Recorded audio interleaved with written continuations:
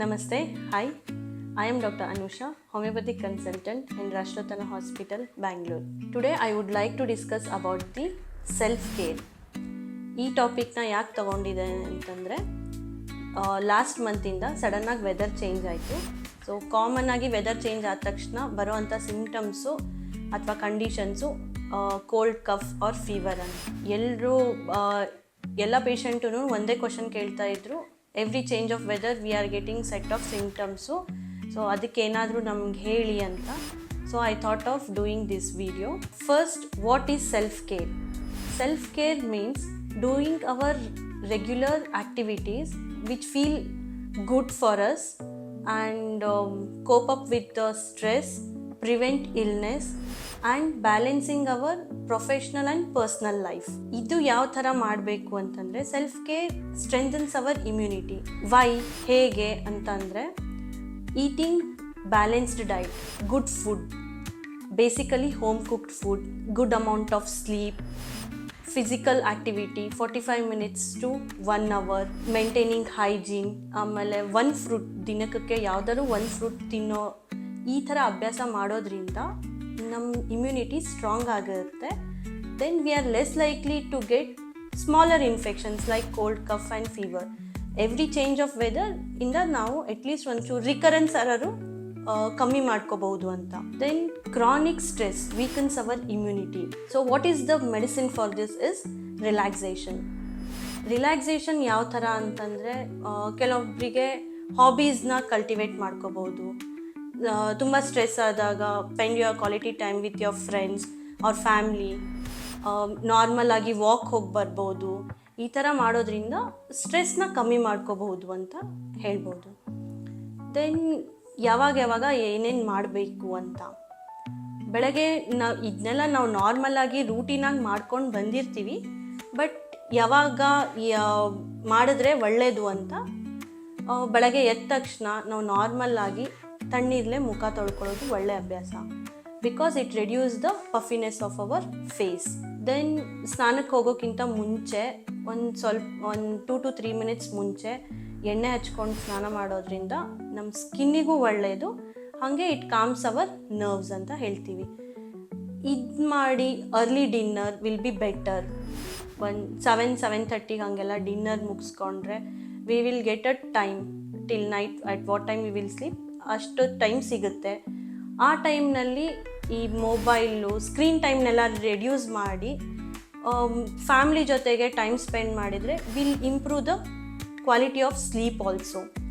Gadgets use ಮಾಡಿಕೊಂಡು ಮಲಗೋದ್ರಿಂದ ನಮ್ಮದು ಅಷ್ಟೊಂದು ನಿದ್ದೆ ಸರಿಗಾಗಲ್ಲ ಅಂತ.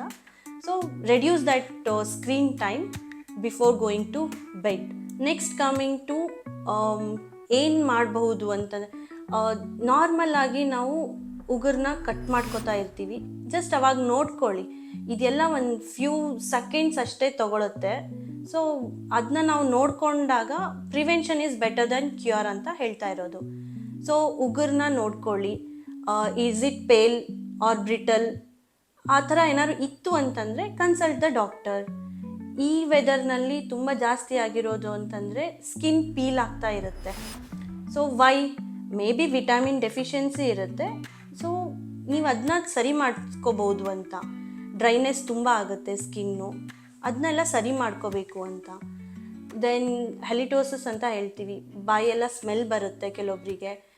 ಆಲ್ ಬಿಕಾಸ್ ಆಫ್ ಡೆಂಟಲ್ ಇಶ್ಯೂಸಾರು ಇರ್ಬೋದು ಅಥವಾ ಡೈಜೆಸ್ಟಿವ್ ಸಿಸ್ಟಮ್ ಇಶ್ಯೂಸಾರು ಇರ್ಬೋದು. ಆ ಥರ ನಿಮ್ಗೆ ಕಂಡು ಬಂದಾಗ ನೀವು ಒಂದ್ಸತಿ ಹೋಗಿ ಡಾಕ್ಟ್ರನ್ನ ಕನ್ಸಲ್ಟ್ ಮಾಡೋದು ಒಳ್ಳೆಯದು. Because it should not lead to some other condition which will be in chronic state. So ಅದಕ್ಕಿಂತ ಮುಂಚೆನೇ ಸರಿ ಮಾಡ್ಕೊಳ್ಳೋದು ಒಳ್ಳೆಯದು ಅಂತ. ನೆಕ್ಸ್ಟು, ಇವಾಗ ಇದು very small thing but still it has a big impact. ನಾವು ಕಾಟನ್ ಬೆಡ್ಶೀಟ್ನ ಯೂಸ್ ಮಾಡೋದಾಗಲಿ, ಕಾಟನ್ ಬ್ಲ್ಯಾಂಕೆಟ್ನ ಯೂಸ್ ಮಾಡೋದಾಗಲಿ, ಅದನ್ನ ಹ್ಯಾಬಿಟ್ ಮಾಡ್ಕೋಬೇಕು. ಈ ಫರ್ ಟೈಪ್ ಮಟೀರಿಯಲ್ನ ಯೂಸ್ ಮಾಡ್ತಾಯಿದ್ರೆ ಅಲ್ಲಿ ಸಣ್ಣ ಧೂಳಿರುತ್ತೆ. ನಾವು ವಾಶ್ ಮಾಡಿದ್ರೂ ಅದು ಸಣ್ಣ ಧೂಳು ಇದ್ದೇ ಇರುತ್ತೆ. ಅದಕ್ಕೆ ಸುಮಾರು ಎಷ್ಟೊಂದು ಜನ ಪೇಷಂಟ್ಸು ನನಗೆ ನೈಟು ಸ್ನೀಸಿಂಗ್ ಜಾಸ್ತಿ ಆಗುತ್ತೆ ಅಥವಾ ರ್ಯಾಷಸ್ ಜಾಸ್ತಿ ಆಗುತ್ತೆ ಅಂತ ಹೇಳ್ತಾರೆ. All because of that fur type of material. ಅದಕ್ಕಿಂತ ಬೆಸ್ಟು ಕಾಟನ್ ಬ್ಲ್ಯಾಂಕೆಟ್ಸ್, ಕಾಟನ್ ಬೆಡ್ಶೀಟ್ನ ಯೂಸ್ ಮಾಡೋದಾಗಲಿ, ಹೈಜೀನ್ನ ಮೇಂಟೈನ್ ಮಾಡೋದ್ರಿಂದ ನಮಗೆ ಈ ಥರದ ಸಿಂಪ್ಟಮ್ಸ್ ಎಲ್ಲ ಕಮ್ಮಿ ಆಗುತ್ತೆ ಅಂತ. ನೆಕ್ಸ್ಟ್ ಮಕ್ಕಳಿಗೆ, ಅವರಿಗೆ ಆದಷ್ಟು ಔಟ್ಡೋರ್ ಗೇಮ್ಸ್ನ ನಾವು ಎಂಕರೇಜ್ ಮಾಡಬೇಕು ಅಂತ. ಸ್ಕ್ರೀನ್ ಟೈಮ್ನ ಒಂದು ಸ್ವಲ್ಪ ರೆಡ್ಯೂಸ್ ಮಾಡಿ. ಇವಾಗಿನ ಮಕ್ಕಳಿಗೆ ಇಮ್ಯುನಿಟಿ ಕಮ್ಮಿ ಆಗ್ತಾಯಿದೆ. ಯಾಕಂತಂದರೆ ಅವ್ರು ಹೊರಗಡೆ ಹೋಗಿ ಆಟ ಆಡ್ತಾ ಇಲ್ಲ. ಈ ಯಾವುದೇ ವೆದರ್ ಇರಲಿ, ಏನೇ ಆಗಿರಲಿ, ಹೊರಗಡೆ ಅವ್ರಿಗೆ ಆಟ ಆಡೋಕ್ಕೆ ಬಿಟ್ಟರೆ ಆ ವೆದರಿಗೆ ಅವ್ರು ಅಡ್ಜಸ್ಟ್ ಆಗ್ತಾರೆ. ಇಮ್ಯುನಿಟಿನೂ ಹಾಗೆ ಸ್ಟ್ರಾಂಗ್ ಆಗುತ್ತೆ. ಜಸ್ಟ್ ಅವ್ರಿಗೆ ಏನು ಹೇಳಬೇಕು ಅಂತಂದರೆ ಹೈಜೀನ್ನ ಮೇಂಟೈನ್ ಮಾಡ್ಕೊಳ್ಳಿ. ಕೈಕಾಲು ತೊಳ್ಕೊಂಡು ಊಟ ಮಾಡೋದಾಗಲಿ, ಯಾವುದೋ ತಿಂಡಿ ಮುಟ್ಟೋದಾಗಲಿ, ಕೈಕಾಲು ತೊಳ್ಕೊಂಡು ಬಂದು ಮುಖ ತೊಳ್ಕೊಂಡು ತಿನ್ನಕ್ಕೆ ಹೇಳೋದು. ಈ ಥರ ಮಾಡೋದ್ರಿಂದ ಅವ್ರಿಗೂ ಇಮ್ಯುನಿಟಿ ಸ್ಟ್ರಾಂಗ್ ಆಗುತ್ತೆ. But encourage them to play outside. In females, reproductive age group, ಅವ್ರನ್ನಲ್ಲಿ ನೋಡಬೇಕಾದ್ರೆ ರೆಗ್ಯುಲರ್ ಆಗಿ ಪ್ಯಾಡ್ಸ್ನ ಯೂಸ್ ಮಾಡ್ತಿರ್ತಾರೆ.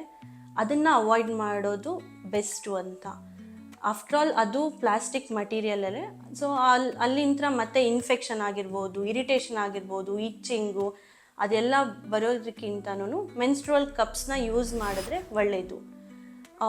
That is easy to clean also, wash also. ನಮ್ಮ ಡೇ ಟು ಆ್ಯಕ್ಟಿವಿಟೀಸ್ನೆಲ್ಲ ಮಾಡ್ಬೋದು ಅಂತ. ಇವಾಗ ಕಾಮನ್ ಆಗಿ ನಾವು ನೋಡ್ತಾ ಇರೋದು ಲೈಫ್ ಸ್ಟೈಲ್ ಡಿಸಾರ್ಡರ್ಸ್. ಇವಾಗ ಮೇಲ್ ಆಗಿರ್ಬೋದು, ಫೀಮೇಲ್ ಆಗಿರ್ಬೋದು, ಲೈಫ್ ಸ್ಟೈಲ್ ಡಿಸಾರ್ಡರ್ಸ್ದಿಂದ ಕಂಡೀಷನ್ಸ್ ಬರೋದು ತುಂಬ ಜಾಸ್ತಿ ಆಗಿದೆ. ಡಯಾಬಿಟೀಸ್ ಆಗಿರ್ಬೋದು, ಹೈಪರ್ ಟೆನ್ಷನ್ ಆಗಿರ್ಬೋದು, ಅಥವಾ ಹೈಪೋಥೈರಾಯ್ಡಿಸಮ್ ಆಗಿರ್ಬೋದು, ಮಕ್ಕಳಲ್ಲಿ ಚೈಲ್ಡ್ ಒಬೆಸಿಟಿ ಅಂತ ಆಗಿರ್ಬೋದು, ಫೀಮೇಲ್ಸ್ನಲ್ಲಿ PCOD ಅಂತ ಆಗಿರ್ಬೋದು. ಇದೆಲ್ಲ ಯಾಕೆ ಆಗ್ತಾ ಇದೆ ಅಂತಂದರೆ ಲೈಫ್ ಸ್ಟೈಲ್ ಡಿಸಾರ್ಡರ್ಸಿಂದ. ನಮ್ಮ ಲೈಫ್ ಸ್ಟೈಲ್ ಒಂಚೂರು ಚೆನ್ನಾಗಿಲ್ಲ ಅಂತ. ಲೈಫ್ ಸ್ಟೈಲ್ ಅಂತಂದರೆ ಇವಾಗ ನಾವು ಬೆಳಗ್ಗೆ ಏಳೋದ್ರಿಂದ ಹಿಡ್ಕೊಂಡು ರಾತ್ರಿ ಮಲ್ಗೋವರೆಗೂ ಬರುತ್ತೆ. ಅದರಲ್ಲೇ ನಾವು ಏನು ಮಾಡ್ಬೋದು ಅಂತಂದರೆ ಫಿಸಿಕಲ್ ಆ್ಯಕ್ಟಿವಿಟಿನ ಇನ್ಕ್ಲೂಡ್ ಮಾಡ್ಕೊಳ್ಳಿ.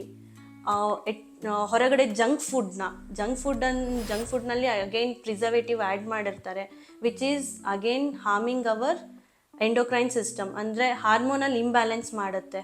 ಹಾಗಾಗಿನೇ ಇವಾಗ ಫೀಮೇಲ್ಸ್ನಲ್ಲಿ, ಟೀನೇಜರ್ಸ್ನಲ್ಲಿ ಎಸ್ಪೆಷಲಿ ಅವರಿಗೆ PCOD ತುಂಬ ಕಾಮನ್ ಆಗಿದೆ.